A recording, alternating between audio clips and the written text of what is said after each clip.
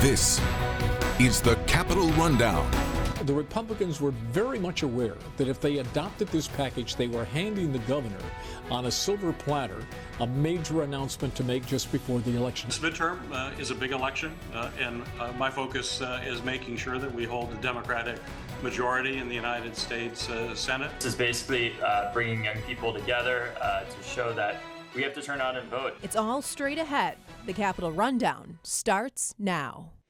Thanks for joining us. I'm Lauren Thompson. It's been another big week in Michigan politics. We're now less than 6 weeks away from Election Day, but voting has officially started. Ballots are now available to Michigan voters to cast early in person, and requested absentee ballots are being sent out across the state. A new poll shows that as many as a third of voters will cast their ballots before November 8th.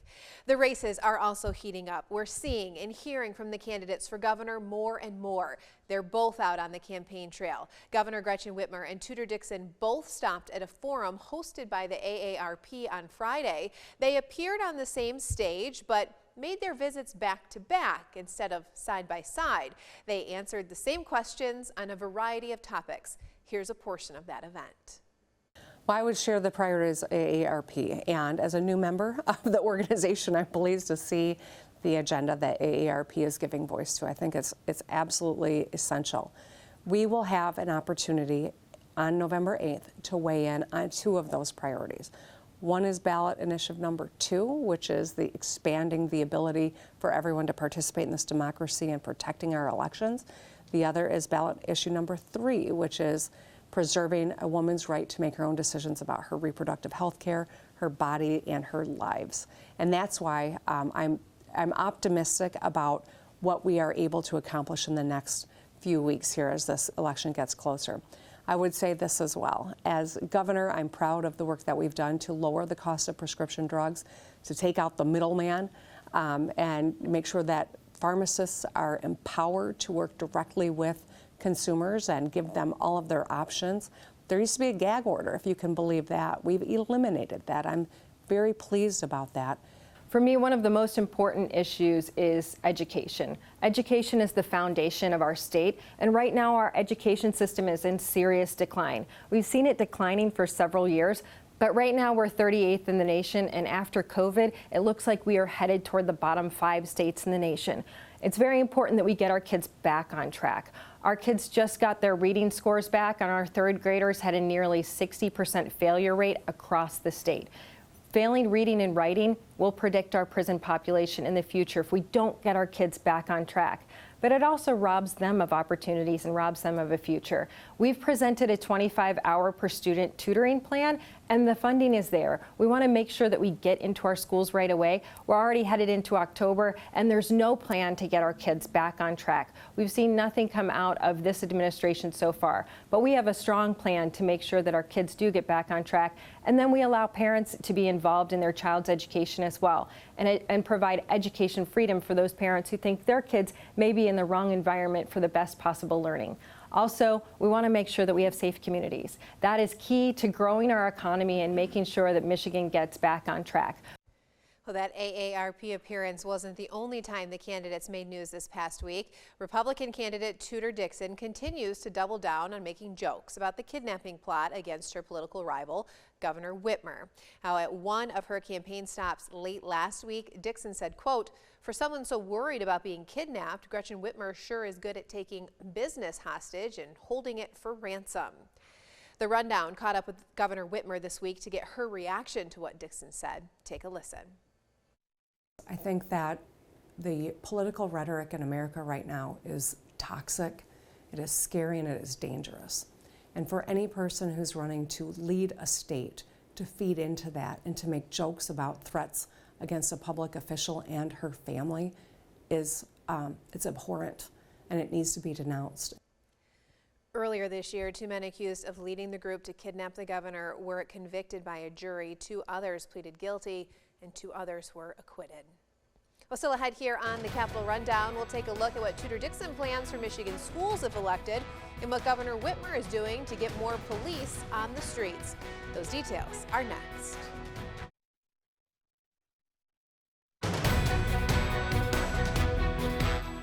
Republican Republican challenger for Governor Tudor Dixon and her running mate Shane Hernandez are talking education. This week they introduced a plan they say is designed to ensure that only age-appropriate information will be taught to children in our schools. It's modeled after Florida's Parental Rights and Education Act, which says parents should be informed about their kids' educational programs. This largely targets kids in kindergarten through 3rd grade. Dixon says it would help improve the state's education system, which she says is ranked 38th in the nation. We believe schools need to get back to the basics of teaching kids how to write, read, and do math. She went on to add that school enrollment and high school graduation rates have all declined under Governor Whitmer's administration. Well, the governor, on the other hand, signed legislation this week that's expected to increase the number of police officers patrolling the roads by as much as 50% in an attempt to keep more communities safe. Bills introduced in the state house would increase the secondary road patrol fund by $5 million each for the next 3 years. Officials say that money will also help in hiring and retaining officers, along with providing emergency assistance. The legislation will build on the My Safe Communities program, which works to get illegal guns off the street and increase job opportunities in the justice system. Well, that wasn't the only legislation moving through the state capitol this week. Multiple bills were approved, including one that could make election night easier for officials. Now, this would do that by letting election officials start processing absentee ballots 2 days before Election Day. Supporters say the goal is to avoid any extra delays in counting votes. Right now, Michigan is one of several states that allows mail-in ballots but doesn't allow them to be counted before 7 a.m. on Election Day. In 2020, that led to delayed results, especially in tight races. State lawmakers also approved a $1 billion budget bill designed to bring more businesses to the state of Michigan.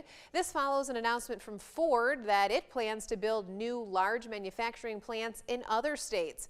Officials say the bipartisan spending will attract and retain state jobs. Now, the bill has cleared both the House and Senate and is headed to the governor's desk. Well, that massive spending bill is a topic that Capitol correspondent Tim Skubic is talking about this week. I caught up with him as he weighed in on what this bipartisan deal might say about the upcoming election. It was certainly another big week in Michigan politics this week, and it looks like the legislature decided to go big before it went home before the election, and they passed some big spending to try and attract and keep businesses here in Michigan, and it got bipartisan support but not unanimous support. So what's going on there? They went big. That's a nice way to put it. If you consider $1 billion to be big, it's probably big and larger than that. It's how about gargantuan?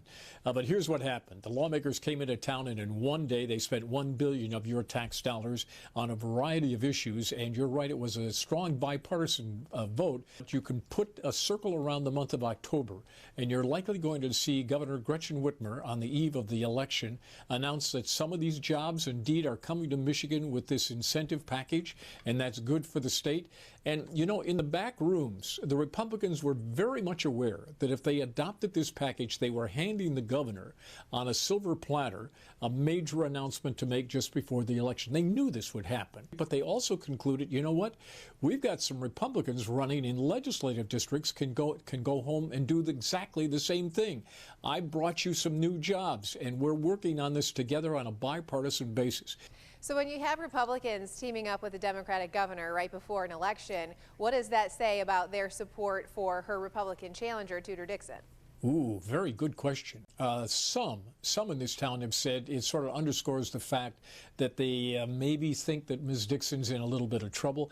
You never count anybody out in this game because a lot of stuff can happen between now and then. But nonetheless, this town thrives on chatter, and that is the chatter. Otherwise, if there was a very competitive race, who knows what the Republicans might have done. Well, speaking of Tudor Dixon, she went on the offensive this week, holding a couple press conferences to talk about LGBTQ issues in our schools. She says she has some solutions to what she sees as problems, but are these policy proposals a way just to try and get voters fired up, you think? Well, she basically is talking about education issues, and let's keep in mind here why she is talking about education. It is a very important issue when it relates to female voters. Ms. Dixon is not doing very well with independent female voters, so she's hoping this discussion of sex and gender issue and also crime has been thrown into the pot as well, that this will get the attention of those people. Thanks, Tim, as always, for being with us today. I appreciate it. Thanks, Lauren. Nice being with you as well. Well, still ahead here on the Rundown, we catch up with Michigan Senator Gary Peters as he weighs in on what's at stake in D.C. ahead of the midterm elections. Stay with us. The Capitol Rundown. We'll be right back.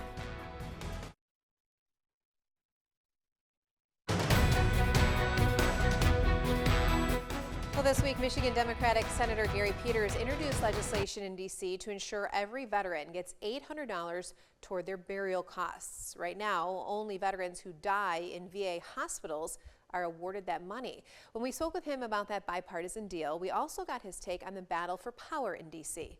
Take a listen. I know you've been working hard to increase the hold of the Senate. What are you thinking as we head into this election? We have a lot of obviously contentious issues on the ballot. Are you thinking this might be a non-traditional midterm in the balance of power sense? Well, this midterm is a big election, and my focus is making sure that we hold the Democratic majority in the United States Senate. I believe that we will, although there are a number of races that are very close in states across the country. We don't have a U.S. Senate race here in Michigan, but in other states, places like Pennsylvania, Wisconsin, Georgia, Arizona, New Hampshire, Nevada, that's really the main races, probably the ones that are considered the key battlegrounds. And I suspect all those races are going to be determined within a few points, and it's all going to be about voter turnout. The folks who will win this election coming up in a few short weeks will be those folks who are able to get their voters out to the polls. Our recent polling shows that the two main issues that voters are concerned about are inflation and abortion. On the federal level, can you give us a glimpse of what's happening on both of those issues? Well, certainly inflation is an issue that we must deal with. That's why we passed the Inflation Reduction Act just a few short weeks ago. That act was passed just with Democratic support in the Senate. And what it does is it reduces prescription drug prices for folks. It'll allow Medicare to negotiate with drug companies to get a lower price. It'll also cap the cost of insulin for folks who are dealing with diabetes. It also makes major investments in clean energy so that we can bring down the cost of energy in this country. And when it comes to abortion here in Michigan, we have Proposal 3, which is undoubtedly will get voters to the polls, and it's been a contentious issue. Is Proposal 3 something that you support? I certainly support reproductive freedom. Women should be able to make these most intense personal choices themselves. And what we have seen, unfortunately, are politicians that are trying to limit reproductive freedom for women. And I believe folks are going to want to get back to the protections that were available for women with the Roe v. Wade decision that was unfortunately overturned by a court, despite the fact that a large majority of the American people believe that should be the law of the land. Well, voters young and old will weigh in on exactly what they want to be the law of the land in just more than a month. And up next on the Rundown, we take a look at an effort to make sure the youngest generation of voters shows up to do that on Election Day.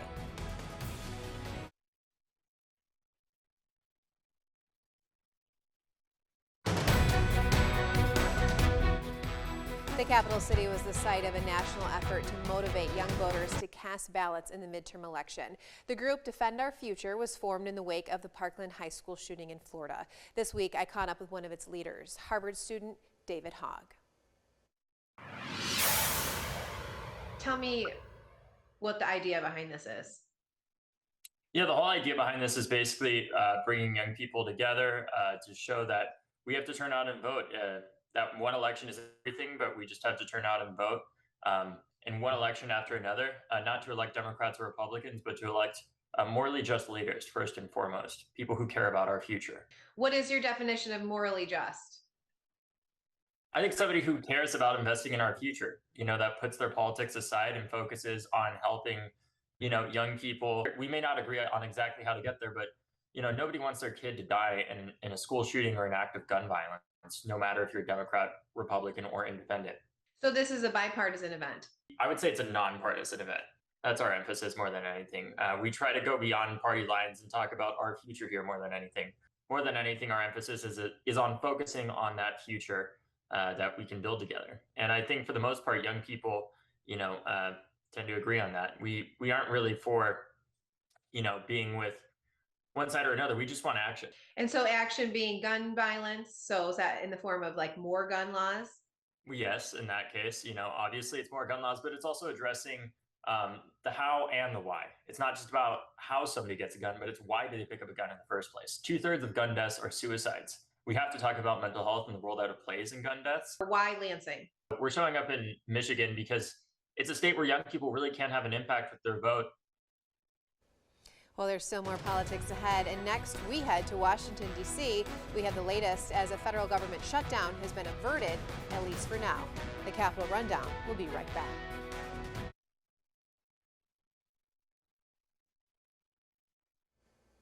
Welcome back. A measure designed to keep the federal government running through December 16th is headed to President Biden's desk. It averts a government shutdown just weeks before the midterm elections.